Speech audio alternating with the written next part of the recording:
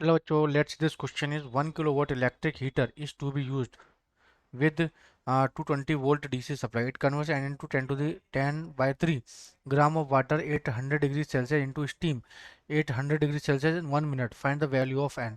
तो यहाँ पे क्या बोल रहा है बच्चों कि जो वाटर है आपका वाटर किस पर है आपका 100 डिग्री सेल्सियस पर है ना। किस में कन्वर्ट हो रहा है ये आपका स्टीम में कन्वर्ट हो रहा है। किस में स्टीम में कन्वर्ट हो रहा है 100 डिग्री सेल्सियस पर।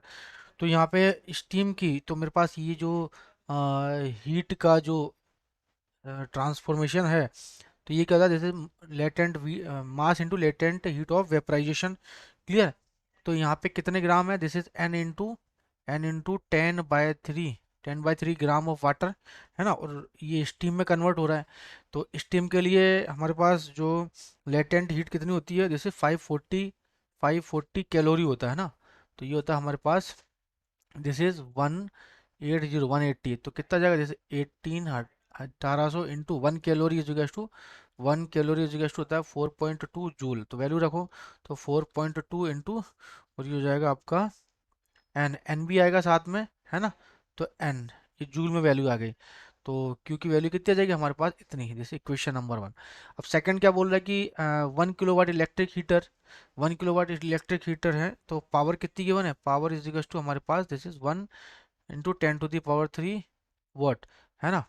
और कितने टाइम में 1 मिनट में। तो 1 मिनट में 30 कितना दिस इज 60 सेकेंड। तो यहाँ पे जो ये जो ट्रांसफॉर्मेशन कर रहा है ट्रांसफॉर्मेशन करने में मुझे पता है पी इजिगस टू क्या था जैसे E/T। तो कितनी एनर्जी है तो E इजिगस टू जाएगा जैसे पी इंटू टी। तो E इजिगस टू पी कितना है this is 10 to the power 3 into 60 this is joule है ना। This is equation number 2। तो यहाँ पर देखो ये जो टोटल एनर्जी है ना ये एनर्जी किस में कन्वर्ट हो रहा है हीट के अंदर ट्रांसफॉर्मेशन हो रहा है। तो ये इक्वेशन 1 इजिगस टू इक्वेशन 2। तो हियर इक्वेशन 1 इजिकल्स टू जाएगा इक्वेशन 2। मुझे फाइंड करना है एन की वैल्यू।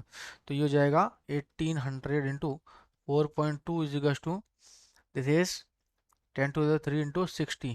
क्लियर। तो 10 टू द पावर 3 तो यहाँ 2 जीरो से ये 2 जीरो ये 3 कैंसिल आउट हो गया है ना। एक 10 बचेगा यहाँ पे तो 600। तो ये एन भी है तो एन इजिकल्स टू कितना जाएगा this is 600 upon 18 into 4.2। Clear. तो एन इजिकल्स टू कितना जाएगा दिस इज ये हो जाएगा 600 डिवाइड बाई 36 72 72 और ये 79। ठीक है। तो इसे कैंसिल आउट करूंगा तो ये बता कितनी बार जाएगा ये अप्रोक्सीमेट जाएगा आपका 80 भी लिखूँ मैं इसको। तो यदि मैं इसे 80 लिखूँ सपोज करो एन इजिकल्स टू 600/80 मान लेते हैं ना। तो ये हो जाएगा आपका 1 0 से 1 0 है ना। तो ये जगह 1 7 छप्पन और ये 7.5। क्लियर। तो ये कितना हो जाएगा आपका 600 और ये हो जाएगा आपका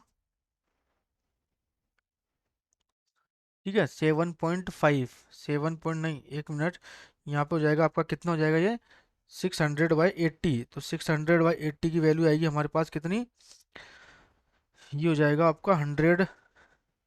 ऐसे काटो इसको पॉइंट मत लगाओ यहाँ पे चलो इसको रहने दो। जब मैंने यहाँ इसको सोल्व किया 79.6 ही रहने दो। तो इसको सोल्व किया ना तो ये आएगा आपका कितना जैसे एन इज इक्वल टू आएगा आपका 7 दिस इज 7.93 जिसे अप्रोक्सीमेट क्या लिख सकता हूँ दिस इज 8 है ना। तो एन की वैल्यू कितनी आ जाएगी मेरे पास 8 8 is the our final answer. ठीक है। This is our answer. So best of luck बच्चों।